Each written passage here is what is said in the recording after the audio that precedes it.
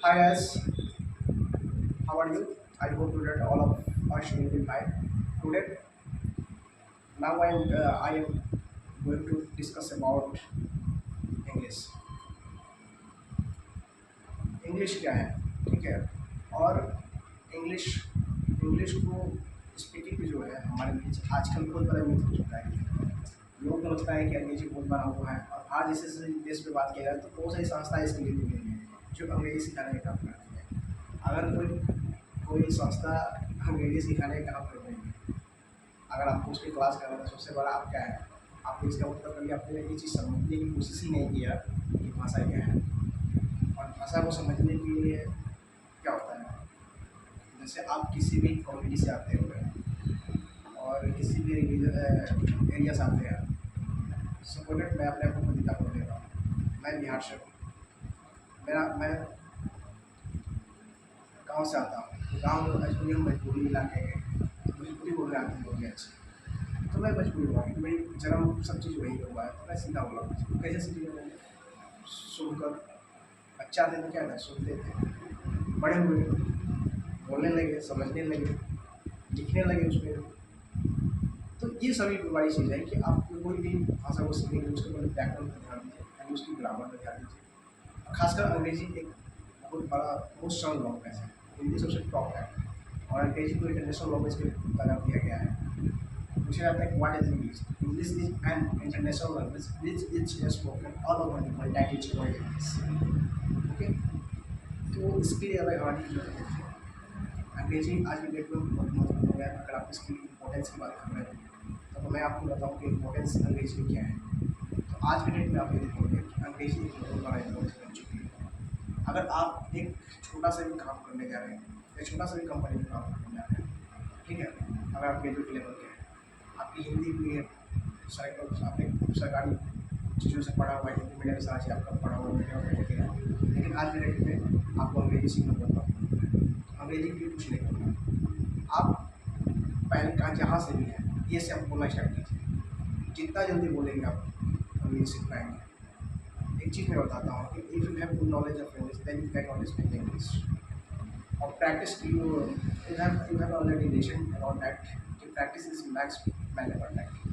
अभ्यास एक ऐसा चीज़ होता है ना कि इंसान को व्यवहार हो जाता है, और अभ्यास ही है जो आपको ये से लेकर आपको जेड तक पहुँचाने की एक प्रोसेस होता है।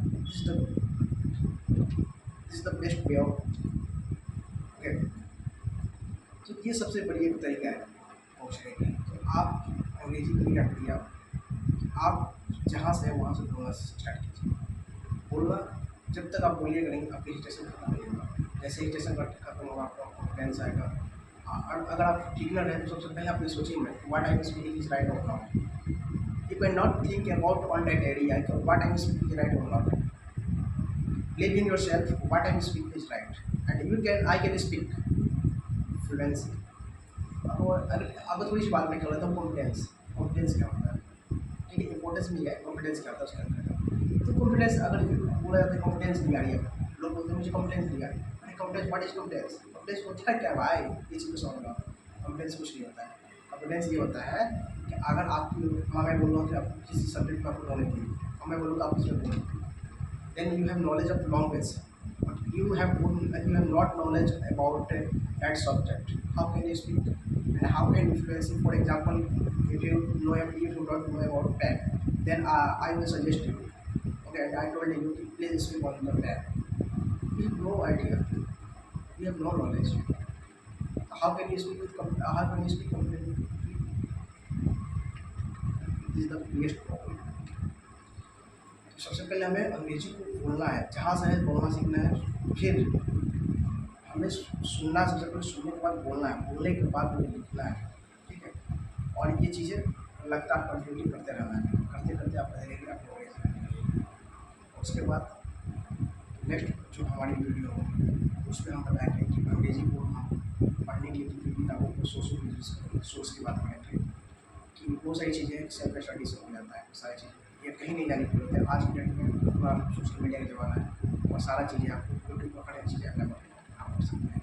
जो भी टीचर आपको अच्छा लगे वहाँ से, ठीक है। हमने जो अपना एक इनिशिएटिव जो शुरुआत की है वो बहुत ही इसी वे में मैं उन लोगों को पढ़ाना चाहता हूँ, उन लोगों को सिखाना चाहता हूँ। मेरा इंटेंशन है जिन बच्चे के लिए कोई नॉलेज दे सकते हैं, हमारी जितनी भी वीडियो की वीडियो को वॉच करिए और उन बच्चों के लिए कुछ अंग्रेजी लिखे भी नहीं आते हैं और टीचर उसी को माना जाता है, टीचर उसी को माना जाता है जिसको पढ़ाने जिसको समझाने की कैपेसिटी है। नहीं तो मार्केट में कोई टीचर बैठता है और इंफॉर्मेटिव टीचर होते हैं, एक टीचर ऐसे होते हैं जो समझाते हैं। तो I am not informative teacher और मैं अपना वो भी ज़्यादा अप्रिशिएट नहीं कर पा रहा हूँ और कहना भेजिए वो चीज़ें दिखेगा। बट एक बार आप आइए, पढ़िए मेरे साथ, जीविए और इसके बाद देखिए क्या होता है। सब देखिए उसके बाद एक बार पढ़िएगा सारे टीचर को मिलिएगा।